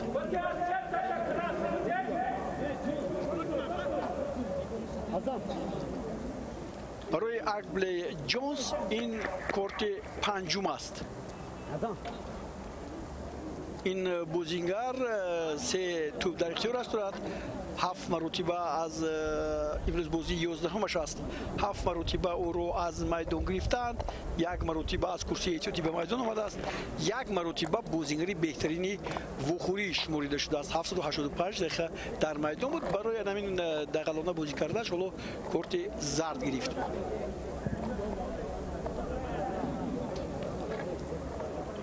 کمک رسانیده می شود با حسین نورماتوف. حسین در مقابل حسین نورماتوف خیلی امروز دقل بازی میکنند. چند مرتبه است که فوتبالبازان دسته دوشنبه 83 محض حسین نورماتوف رو زده از پای میافتونند. حالا در نزد توپ روشن عزیزوف. این اول روشن چگونه این ضربه استانداردی رو اجرا میکند خواهیم دید، ولی از دروازه خیلی دور است و فکر میکنم که اینجا بازیگزاری خوب باید دیده شود. در حیاتی دسته ها الحال یگان نفر عوض نشده است. عزیزوف باز خطا میپرتاید توپ رو. خب به هر نوع اینجا خیلی سوربون افغانوف خوب بازی میکند. توپ رو با دروازه‌بان از اینجا قرایف میپرتاید. ضربه نمیزند، با او میپرتاید. اینجا کسی نیست از بازیکنان دسته خطلون. با توجه آن مخلصان دسته خطلون که نوک گزارش ما رو به تماشا شروع کردن، همین رو میرسونیم که امروز دسته خطلون سرپرست پیدا کرده است و فرمول 55 یک شرکت وطنی این دسته رو از دیدگاه مولوی دستگیری میکند و دسته خطلون وضعیت مولوی خود رو بهتر مینماید. حالا بار دیگر ببینید تلاش سوربون افغانوف و خطاگیری میدهد. حالا باز توی سویدون میدان هم اینجا قطع میگیرد. باز سوربون افغانوف باز یک خطای پرتوفتی او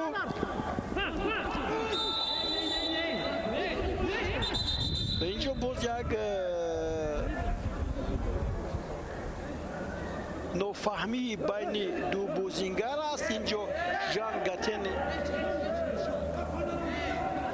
و یک خشونتی بین همدیگری، یک ناآرامی در این بخوری است.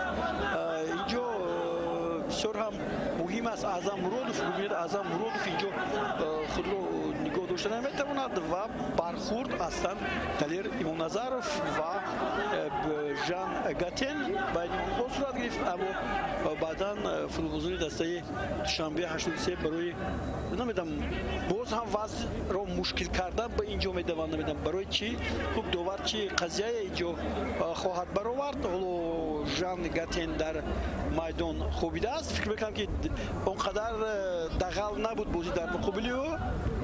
خوب تکرار رو هم خواهیم دید. الچیبک هم اینجا هست که پیش دسته دوشنبه 83 و حتما باید که کپیتان ها عمرجان شریف هم اینجا برای حل این حالت به نزد داور خواهند آمد. حالا نسل کبیروف محض بعد حکمی کردن بازی بین دسته‌های استقلال و خطلون از دو بازی محروم شده بود. دلیری ایمان نظروف به نزد داور دعوت کرده می شود. خب نظرشو ریزوف هم برای سخن گفتن با داور کارت زرد میگیرد. با داورون هم حالا دلیری ایمان نظروف نشون میدن که کارت زرد گرفته است، ولی حالا با ما نشون نمیدن که اینجا داور با کی اینجا صحبت میکند. با ژان گاتن هم کارت زرد میدهد یا چی میگوید اینجا بیرون از نظر ما باقی میموند. اما نظر شاه ریزوف حالا قهرمانی این لحظه ها هست. بله فکر میکنم که ژان گاتن هم ژان گاتن هم اینجا کارت زرد میگیرد. پس جنگتن و همچنین دلیر امامنظرов کورت‌های زرد گرفتند. نسلو کبیروف چی میگوید در مرز نزدیک شوریزوف ایستاده است و او با داور میدان نسلو کبیروف چیزی میگوید.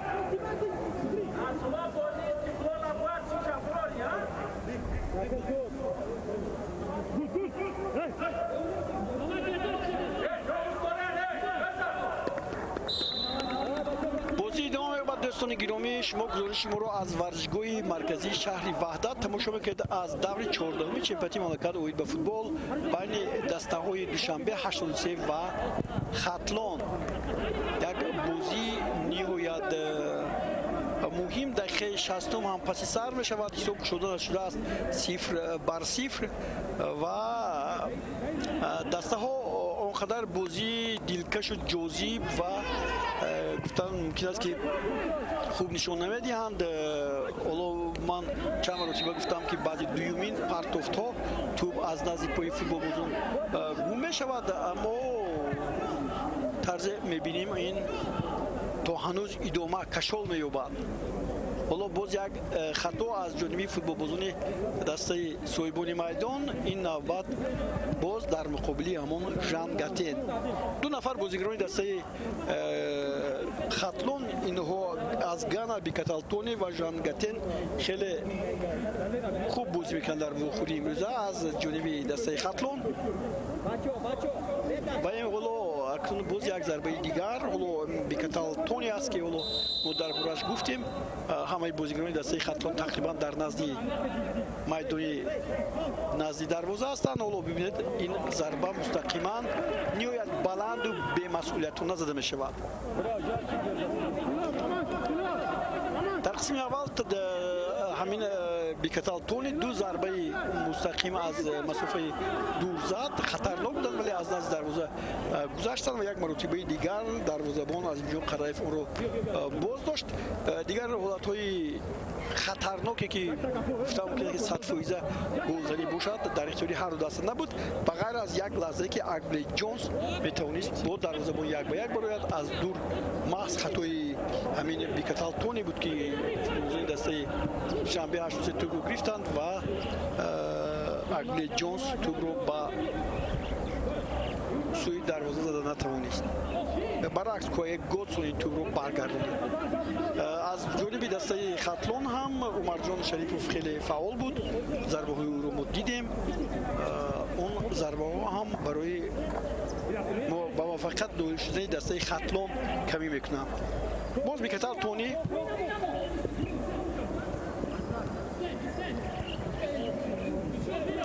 دیدید بعد دومین پرتافت الکی توپ گم میشد و هجوم فوتبالبازان دسته دوشنبه 83 با سرعت بلند.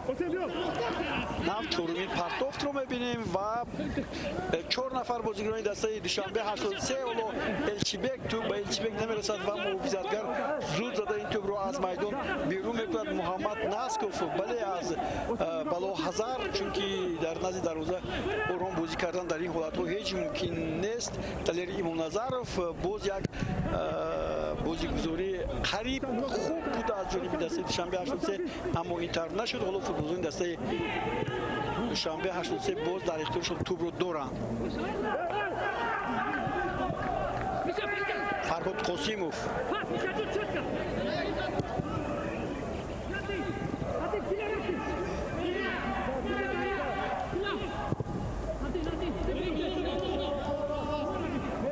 کناری چپ رو اختیار میکنن. حسین نورماتوف رو به هجوم دعوت میکنن. کرامتالله سعیدوف در مرکز با حسین نورماتوف. اینجا کسی نیست. به عنوان است اون ارسال های توپی که از جانبی فوتبال بازان خط میانه و محافظت به حملهگران پرتافته میشد. باز کرامتالله سعیدوف باز حالا ببینید اینجا توپ رو از دست میدین. برای چی از دست میدین؟ من لکه علتش رو گفتم که بعد از دو پرتافت فوتبالبازان دسته خطلون توپ رو دیگر از اختیارشون بیرون میکنن. یک توپ میتواند мешавад ки тақдири бозиро ба нафъи яке аз дастаҳо ҳал кунад. Элчибек ҳам монда шудааст. фикр мекунам инҷо дақиқаи 63-ум паси сар мешавад. тӯбро нигоҳ дошта натавонист, аммо фишор ҳаст аз ҷониби соҳибони майдон барои ба даст овардаи тӯб. онҳо ба тӯб соҳиб мешаванд. ҳоло Агли Ҷонс ҳам хато мекунад.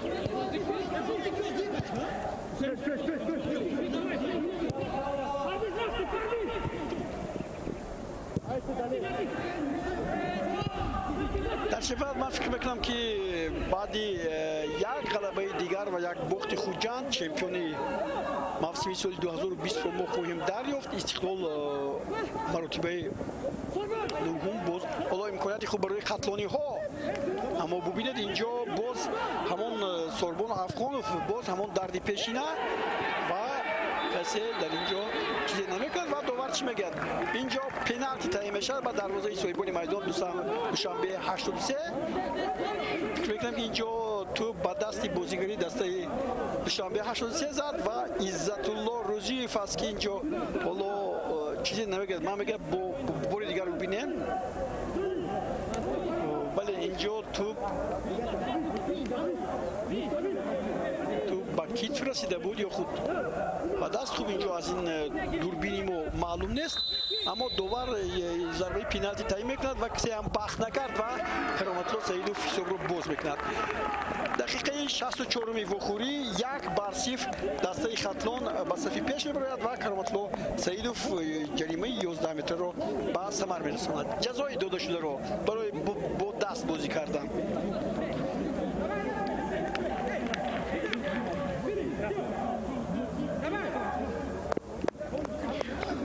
аз инҷо Қараев ҳоло хаста аст. аз ин лаҳзаҳое ки бо ӯ ҳаст мебинем ки вазъияташ он қадар хуб нест. Назиршо Ризовро ба мо нишон медиҳанд. ҳоло боз ин зарба аз ҷониби Кароматло Саидов бозии 11-уми худро имрӯз мегузаронад дар ҳайати дастаи Хатлон. дар мавсими соли 2020 як маротиба бозигари беҳтарин шудааст. 6 корти зард дорад ва ин аввалин голаш дар мавсими имсола дар ҳайати дастаи Хатлон аст. Кароматло Саидов соли 2019 дар дастаи Хатлон 9 бозӣ гузаронида буд, як маротиба бозигари беҳтарин шуда буд, як гол зада буд. худи ҳамон сол дар Кӯбто 6 бозӣ гузаронид, ягон гол назадааст. соли 2018 дар Вахш буд 17 бозӣ гузаронид, ягон тӯб назадааст. ин гуфта мумкин аст ки дар соли 2020 аввалин тӯбаш аст, дар соли 2019 ҳамагӣ як тӯб ба самар расонидааст. ҳоло акнун соҳибони майдон чӣ кор мекунанд? соҳибони майдон кӯшиш мекунанд ки ҳисобро баробар кунанд.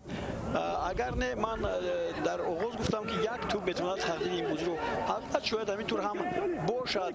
боз дақиқаи 66-ум аст ҳуҷуми футболбозони соҳибони майдон ва инҷо боз як тоидавайронкунӣ ва боз як корти зард. ин навбат ба Худоидод Узоқов корти зард нишон дода мешавад. ҳоло аз нигоҳи он ки Худоидод Узоқов дар соли 2020 сеюмин корти зардашро инҷо кор кард.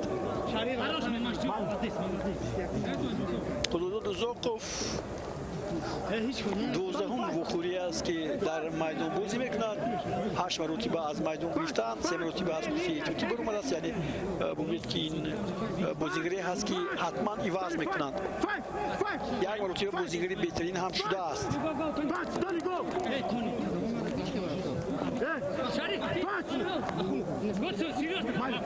акнун навбати зарбаи стандартӣ додам баъд футболбозони дастаи Душанбе 83 мегузарад. онҳо чӣ гуна аз ин тӯби задашуда бояд раҳо ёбанд ё худ се имтиёзро ба Хатлон надиҳанд? хоҳем дид. ҳоло футболбозони дастаи Душанбе 83 Элчибек Рашидбеков ва фикр мекунам Азам Муродов дар разди онҳо истодааст. бисёр зарбаи хуб аст, аммо ба як Годсон дар ҷои худ қарор дорад ва ин гуна зарбаҳо барои ин дарвозабон он қадар хатарнок нестанд. моҳирона тӯбро нигоҳ дошт.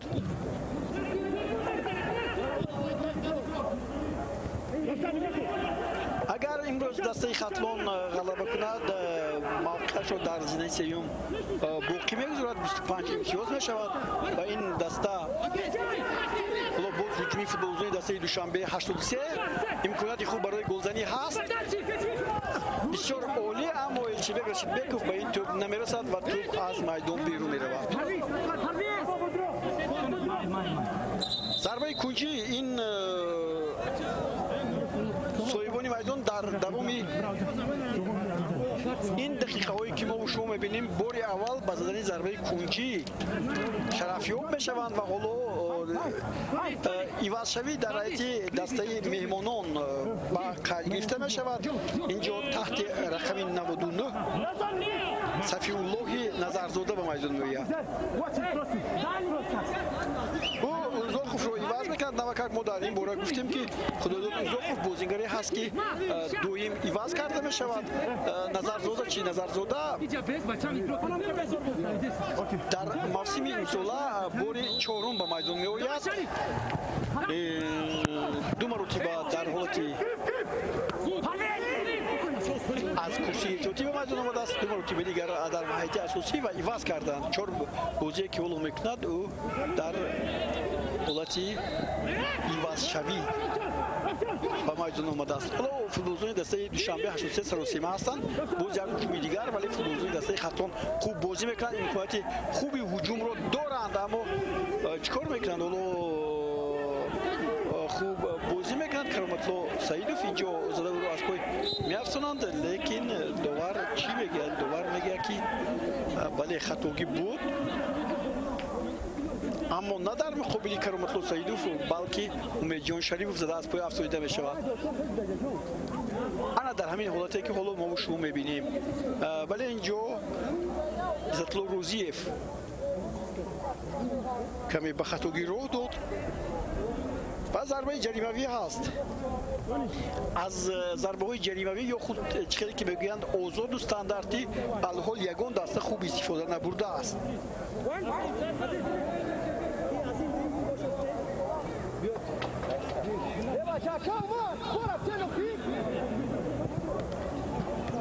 قناعتمند از سرمربی دسته خطلون تا این لحظه ها اسدالدین حبیب‌اللهیف برای زدن این ضربه پرویز بوقی آخونوف حالا آماده می شود از اینجا قرایف باشد روحی این توپ رو می پاید و ضربه هم به دیواری محافظ برمیخورد ضربه جوابی باز یک ضربه دیگر این بعد هم از مسافه دور بود حسین نورماتوف ولی این ضربه منفیت نداشت برای فوتبال‌بازی دسته خطلان حالا باری دیگر ببینید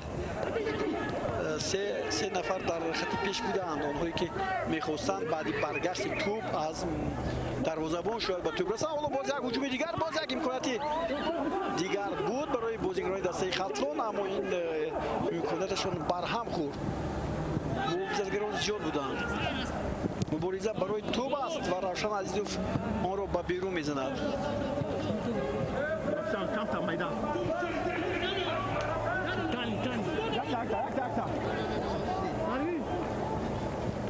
ضربه کوچی است ببینم که در مرزی اون نقطه‌ای که ضربه کوچی زده می شود این ضربه دویمی کوچی صاحبان میدان هست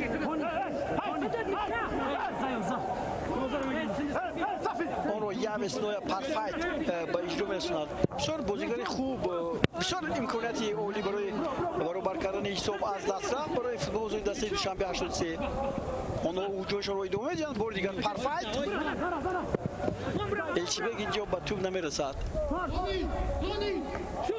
خوب ببینید این نوبت بیکسال تونه چگونه این توپ رو به پیش میکشد و باز یک وضعیت خوب به وجود آمدنش ممکن است به شرطی که اینجا پرویز بوقی آخون خوب بازی کند حالا در مقابل محافظتگر است از او توپ رو میره باید اما نفر دیگر دویمین امین و ادریسو که حالا کمی هم نانمایان است این توپ رو از خود میکند و حالا محض امین و ادریسو با توپ است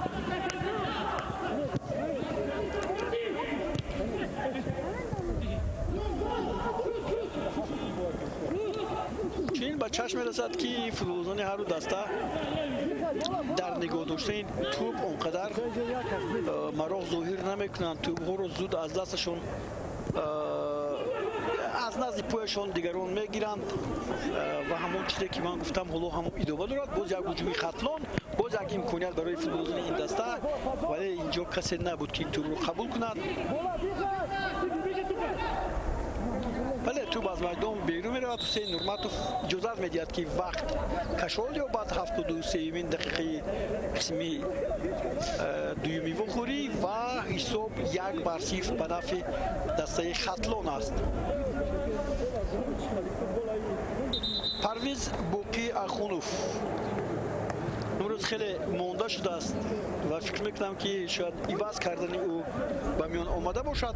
من درباره هیئت احتیاطی دسته نگفتم، ولی اینجا فوتبالبازان دسته دوشنبه 83 هم بازیگری خود را خورشید عبداللهیف رو آماده میکنم برای به میدان آمدن. من به شما گفتم که خورشید عبداللهیف و عمرجان شریفوف یکی از دسته دوشنبه 83 و دیگری از عمرجان شریف در اکران‌های شما عضو دسته منتخب ملی تاجیکستان هستند.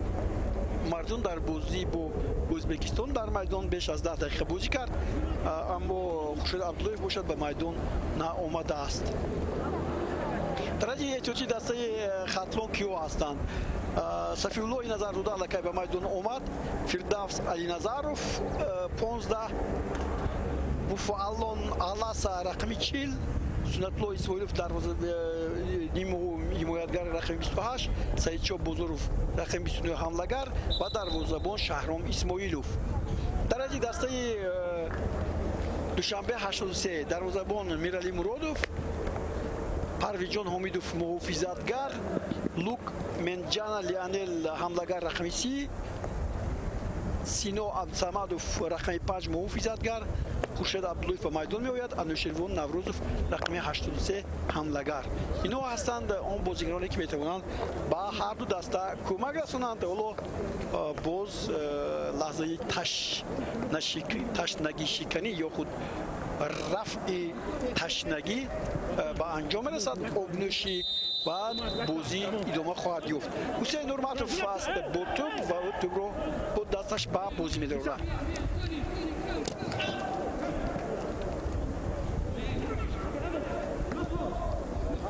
امینو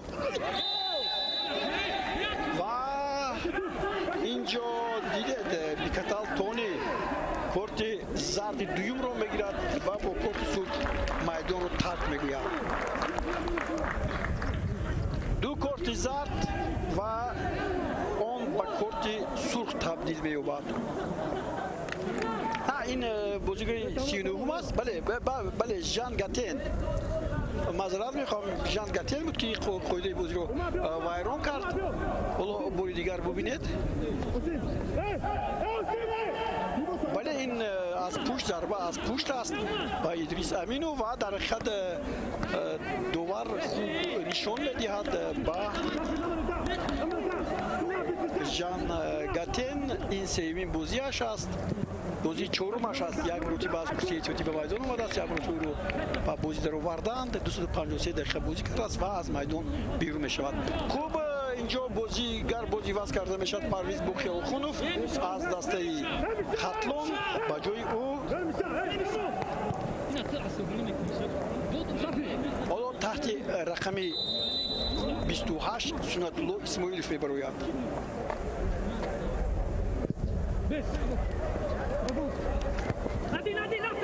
در این وقتی باقی مانده فوتبالبازان دسته دوشنبه 83 میتوانند یک بازیگری اضافی رو استفاده کنند.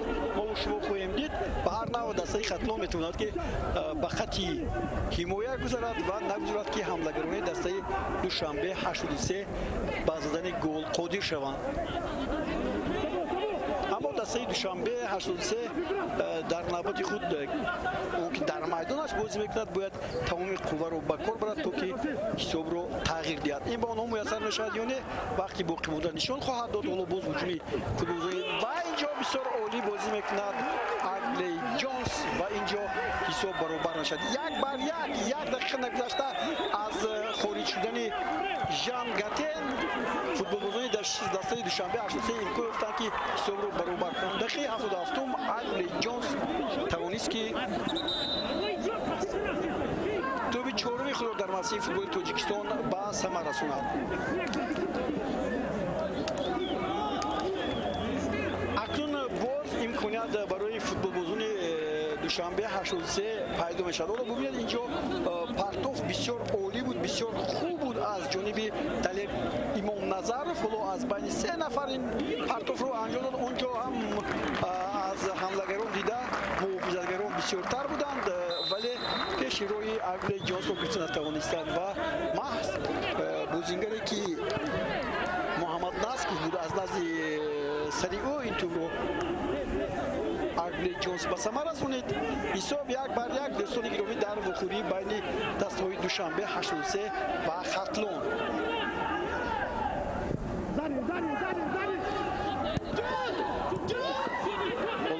هجوم دیگری دوشنبه 83 اینجا قطع می‌گردد و دوستان گرامی همین رو هم باید گفت که این بازی‌هایی که امروز برگزار می‌شوند باز یک دسته دیگر فیضکن با کلوی مرکزی ورزش ارتش بازی دارند. این بازی هم در برابری وخوری که شما می‌بینید ادامه دارد. اونجا دقیقه 65 است. فیضکن با حساب 1-0 در صف پیش است و کلوی مرکزی ورزش ارتش را در حالت مغلوب شوی نگاه داشته است. انوشیروان نوروزوف پرفاید رو ایواز کرد. پرفاید در بازی امروز خیلی خوب بازی کرد، میدانداریش بد نبود، بسیار کوشش غلط زیادی کرد اما گل زدن نتونست، لیکن در میدان فعال بود. باز یک هجومی فوتبالبازی دسته صاحبان میدان برهم اخراد و باز یک امکانیت از دست خطلانی ها می رود و آنها توپ را از دست میدهند. اکنون هجوم به سوی فوتبال دروازه دسته خطلان است. باز یک حالت دیگر اینجا با یک گلسون به خطاگی راه داد ولی توپ به سوی دروازه نرفت و توپ را گرفتن. الچیبرگ بود اونجا در خط پیش.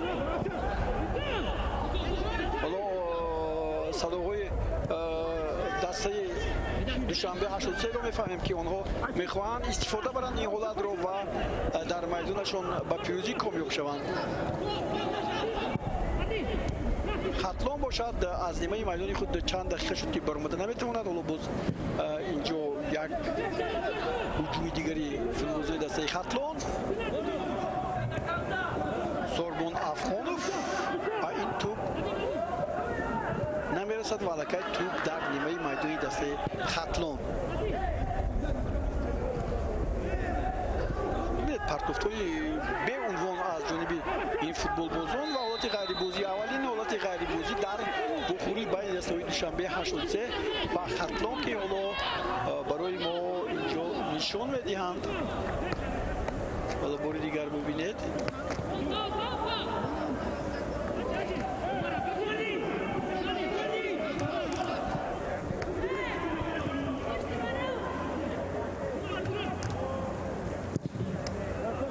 بکتال تونی ضربه‌اش نهایت خطرناکند. بسیار امکانیت خوب برای گلزنی برای فوتبالبازان دسته خطلان.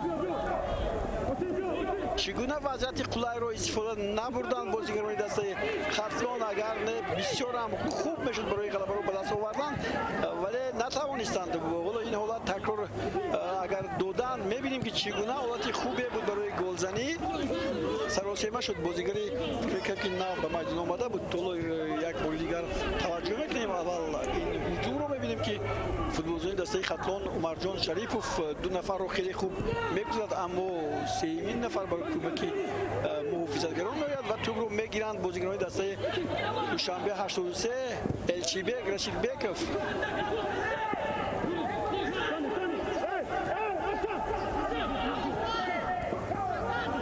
در مرکز مبارزه برای توپ خیلی این وقت به درجه عالی رسیده است. شد عبداللهف با بازی خوب همراه شد و پایده بازی رو ویران میکرد. یک بار دیگر اینجا برای محض با اشتراک خورشید عبداللهف بازی دسته منتخب تاجیکستان و او بکتال تونی رو از دست پای میافسند. ببینید تیله میدهد فشار میآورد و اینجا خطلان اولو توپ رو با بازی میکرد. خوب در فیضکند هم در شهر کولوب هم کلوی مرکزی ورزش ارتش رو برابر کرد 1-1. در یک مورد طوری گفتم این بازی ها ادامه دارند و تا انجام وخوری حالا 7 دقیقه دیگر باقی مونده است و نتیجه سعیدشاه بازارов به میدان آمد از دست خطلون تحت رقم 29 حملگر سعیدشاه بازارов حملگری جوان است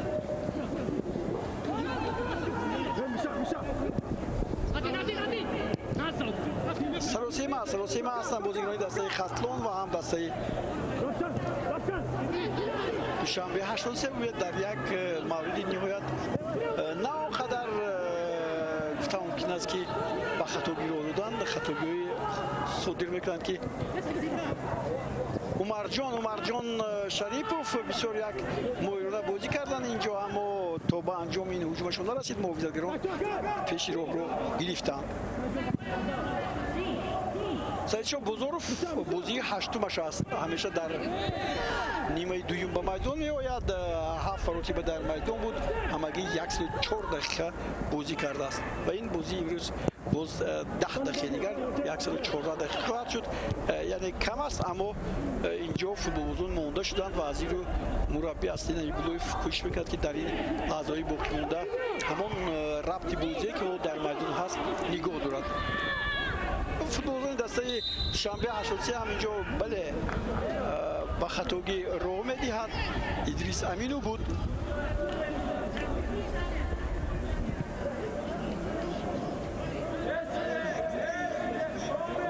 به صورت بلند چگونه فوتبالباز کسبی همین گونه توپ رو از نزد پایش دور میکند و این سوال است به جواب و شخصی که خیلی زیاد با توپ سر کار میگیرد از چنین لحظه باید اقلا 90% استفاده کند حالا باز یک هجوم دیگری فوتبالبازان دسته خطلون باز یک امکانیت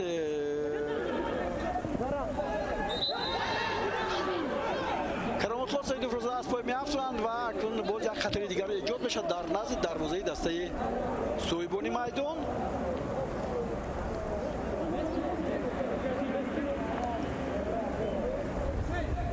یک گل دیگر می‌بینیم بله اینجا از جانب نو انوشیروان نوروزوف که حملگر اومده بود در خط محافظت کوشش میکرد که با همدستانش کمک رساند و خطاگی صادر میکرد کرامت‌الله سعیدوف امروز یک ضربه زد با دیواری محافظ برخورد اکنون چی از اینجا قرایف کرامت‌الله سعیدوف بسیار خوب بود کم خطا از بالای سری دروازه‌بان خواست کرامت‌الله که امروز ضربه پنالتی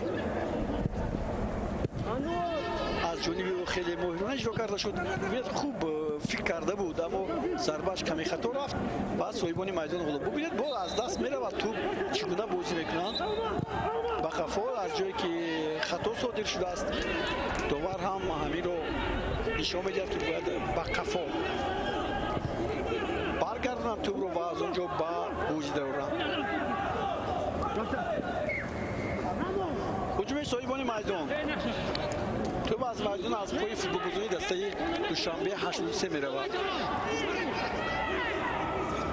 هرگاه همچنین دوستان گرامی وخوری بین دستای خوجند بایسته رفشند استقلال با رگریتت است و اینچنین لکمتی پومیر با کوکتوش روزی 11 سپتامبر برگزار می‌گردد. فقط دو بازی است و روزی جمعه 11 سپتامبر یک بازی دیگر و حالا فوتبالبازان دسته خطلون امکان دارند که اینجا با برتری رسند این کار رو کردن نمیتوانند خوب مهارت کافیگی نمیکند با بازیگری نو به میدان آمده سنت‌الله اسماعیلوف ببینید خوب با پیش باید میرفت تا با انجام اما این کار رو نکرد حالا هجومی جوابی فوتبالبازان دسته دوشنبه فرهاد باید نمیگذارند که یک توپ با سوی دروازه میدانی نزد دروازه ارسال شود گاهی گودسون 11مین توپش را در موسم امسال از دروازه گرفت در بازی امروزه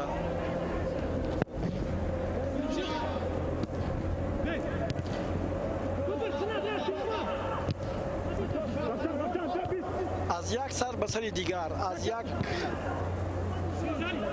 دسته به دسته دیگر تو پرواز میکند، اما در آخر با فوتبالبازی دسته دوشنبه 83 به زمین میفروید و بعد چی اینجا محافظتگر با این توپ هرچند نویل شد ولی او رو در میدان نگاه نداشت. حسین نورمتوف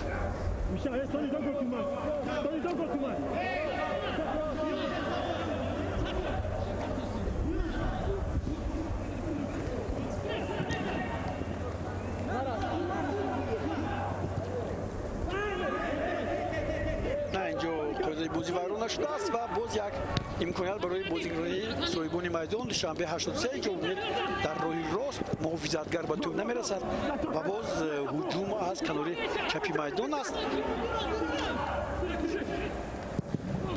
خورشید عبداللهیف مویران اگبلت جانس خواست بانوگی پویش توپ رو با هم دستش رسوند ولی ببینید در روی راست اینجا هم پایده رو ویران میکنند، به خطاگی راه میدهند. اینجا هم همون عصب است که باز فوتبالبازان دسته خطلان به پیش نروند و با زدن گل قادر نشوند. برای پیش روی همین هجوم رو گرفتن اگبلت جانس این توپ رو این بازیگر رو زده از پای افت.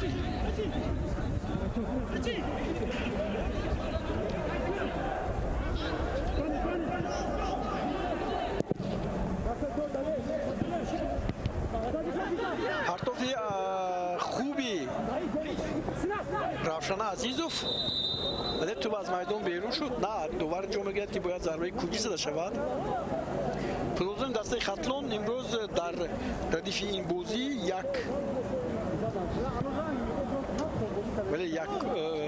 ضربه کوچی زده بودن در آغاز بازی در قسم اول. حالا باز یک ضربه کوچی دیگر دو و صاحبان میدان هم دو مرتبه ضربه کوچی رو به جا رسانیدند. این خطرناک خواهد بود زیرا عمرجان شریفوف برای زدن این توپ اومده است و قسمی زیادی بازیگران دسته خطلان در میدان نزد دروازه هستند و اینجا به توپ نمیرسد بازیگری دسته خطلان. اینجا محض همون بیکتال تونی بازیگری قامت بلند انا این بازیگری که به توپ نرسید، اگر به توپ میرسید من فکر میکنم که بسیار خطرناک بود. حالا باز همین بازیگر به توپ صاحب بشود، باز امکانیت خوب، اما ببینید در مورد اخیر پرتافتش نادرست است و توپ هنوز در نزد پای فوتبالبازان دسته خطلان باقی میموند ولی به این اعتبار نمیدهد دو بار درست یک هجومی آخرین فوتبالبازان دسته نه اینجا آخرین نیست، 5 دقیقه لو میشد به قسم دومی بخوری. 5 دقیقه دیگر فوتبالبازان در میدان امکان دارند که دسته اشون رو با صف پیش برورند. یکی از دسته ها در این مدت میتواند که با زدن یک گل دیگر حساب رو تغییر دهد. ادریس جوامینو بود.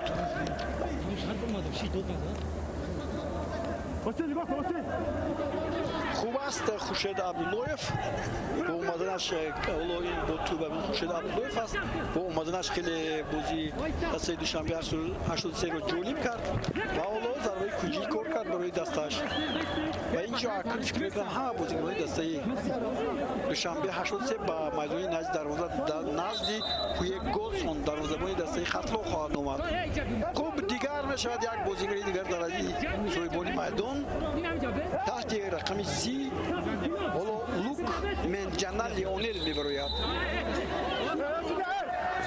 نه بازیگر قامت بلند که هست حالا میگه یک فرهاد خصوص رو ایواز کرد رقم 8 رو میگه حالا من بیایم بازار بزن میپرتاید و اینجا بسیار کوی گل خوب بازی میکرد، بسیار خطرناک بود. حالا باز خورشید عبداللهیف باز یک امکانیت برای صاحبان میدان ولی این نوبت فوتبالبازان دسته خطلان باز سربلندی این حالت رو برطرف کردن ولی تو برمیگردد به صاحبان میدان. باز خورشید عبداللهیف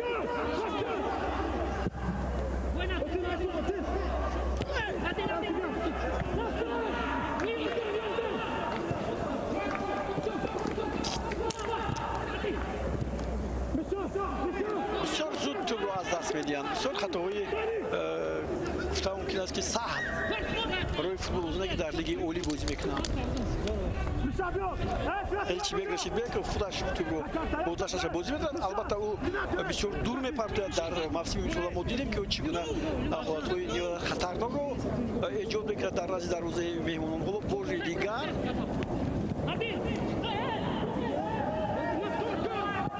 از دور ضربه زده میشه، تو برمیخورد، سر میگذارند. حالا باز اما خورشید عبداللهیف با کمک محافظتگران میآید. 2 دقیقه دیگر تا انجام بازی وقتی ایلوه شده. اربل جونز نه، اینجا محافظتگران با آسانی این توپ رو با او نمیدهند که او به سوی دروازه ضربه زدند.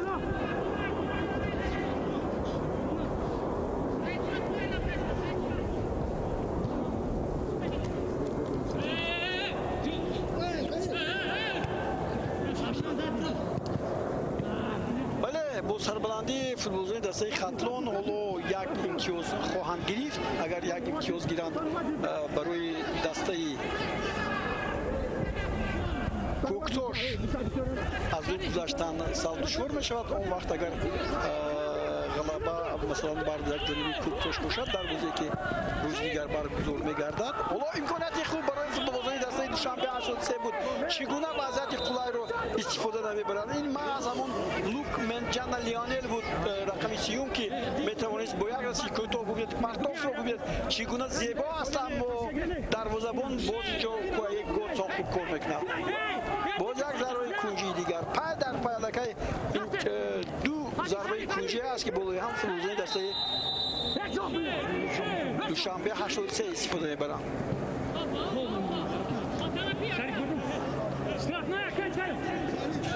اگر پگاه ببینید این حالت دیگری که اینجا رخ داده بود، اگر پگاه لوکوموتیو فامیر از کوکتوش مغلوب شود، پس کوکتوش میتواند از زینه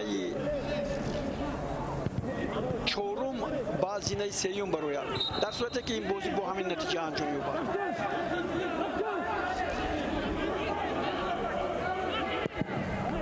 کوکتوش حالا 20 امتیاز دارد، خطلون 20. با این یک امتیازی که حالا خواهد گرفت 23 خواهد شد، ولی هجوم حالا ادامه دارد. الچیبک در میدان نزد دروازه است.